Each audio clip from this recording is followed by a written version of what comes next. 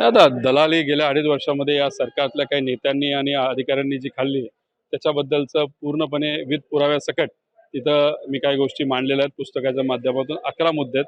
50 ते 60 हजार कोटीचा भ्रष्टाचार त्याच्यामध्ये आहे.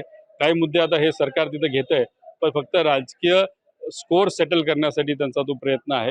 माझं व्यक्तिगत मत आहे 11च्या 11 मुद्द्यांवर बोलण्याची जरूरत आहे. आता 12वा नवीन मुद्दा आलेला आहे. ते जे आपले नंबर प्लेट लावायचे एका गुजराती कंपनीला, गुजरातमध्ये तीच कंपनी 160 रुपयाला ती नंबर प्लेट देते आणि महाराष्ट्रामध्ये 520 रुपये विथ टॅक्सेस त्या ठिकाणी दिली जाते. मग अतिरिक्त 2,000 कोटी रुपये महाराष्ट्रातल्या सामान्य लोकांच्या खिशातून ही कंपनी त्या ठिकाणी घेणार आहे. आता ह्याला दलालीच म्हणावं लागेल. खोटं बोलले. कदाचित त्यांना जी माहिती दिली गेली अधिकाऱ्यांकडनं ती खोटी माहिती असावी.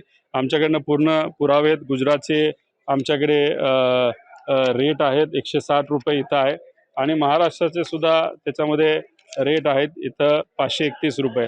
त्यामुळे त्यांना जी माहिती दिली ती चुकीची दिली, नाहीतर ते लोकांची दिशाभूल करण्याचा प्रयत्न करत आहेत.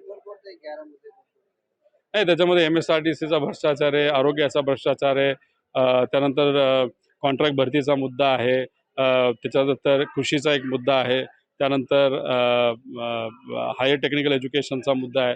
असे सगळे मुद्दे त्याच्यामध्ये आपण घेतलेले आहेत. टोटल 61,000 कोटी रुपयाचा भ्रष्टाचार आहे.